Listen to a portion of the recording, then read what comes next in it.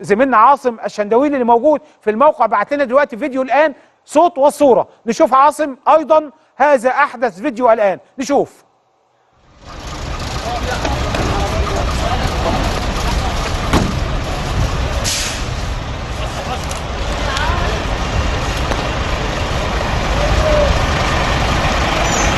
تصاعد ألسنة الأدخنة مجددا بسنترال رمسيس بعد إخماد الحريق بشكل كبير جدا والسيطرة عليه بنسبة 90%. تواجد كبير جدا جدا من قبل سيارات المطافي، عدد رهيب جدا من سيارات الإطفاء وسيارات الحماية المدنية وطبعا رجال الداخلية وسيارات الإسعاف. ألسنة اللهب يعني بيتم السيطرة عليها مجددا بشكل كبير من قبل مدافع المية الخاصة بسيارات الإطفاء المجهزة بأحدث التقنيات للسيطرة على مثل هذه المواقف.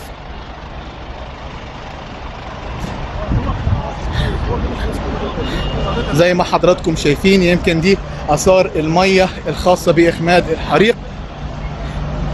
تواجد كبير جدا من قبل رجال الإسعاف اللي بيتابعوا الموقف لحظة بلحظة، وأيضا الأوناش اللي احنا شايفينها هناك دي اللي بناء عليها بيتم السيطرة على الحريق. ده اللي نشب من جديد منذ يعني شوية، وأيضا تم السيطرة عليه من قبل سيارات الإطفاء.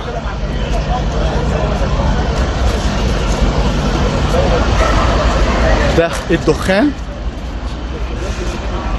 زي ما حضراتكم شايفين. أيضا تم قطع الكهرباء بكافة المناطق المحيطة بسنترال رمسيس، ده ضمن الإجراءات الاحترازية والوقائية تحسبا لوقوع أي حريق آخر لا سمح الله.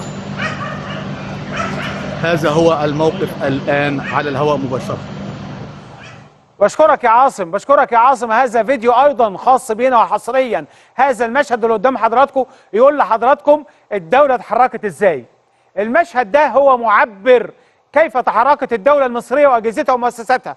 عربيات الإطفاء، الحماية المدنية، عربيات المية، عربيات أيضا الإسعاف، الدولة كلها موجودة. شايفين الحماية المدنية قلت لحضراتكم عندهم معدات النهارده توصل ل 30 دور، مش 10 ولا 15 اهي المعدات اهي. اللي عاصم صور لنا، وانا بشكر عاصم الشندويلي اللي صور لنا وبعت لنا هذا الفيديو، لانه مش عارف يطلع هوا نتيجه لخدمات الانترنت وتعطل خدمات الانترنت.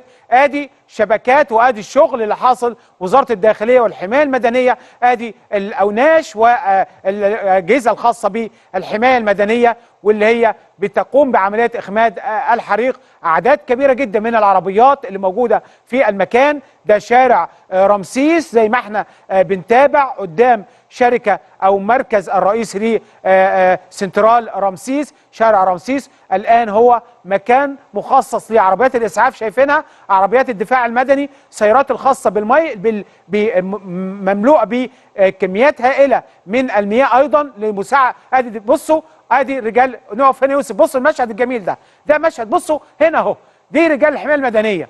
ادي اهو بيوصل للطوابق العليا شغال لاخماد الحريق. ان شاء الله يخلصوا باذن الله تعالى. نكمل ده فيديو كمان زي ما بقول لحضراتكم حصريا خاص بينا من موقع الحريق، وبنتابع هذا الحريق على الهواء مباشره. وجهد هائل من كل أجهزة الدولة، لهم كل التحية على سرعة التحرك والتعامل مع هذا الحدث، مع هذا الحريق.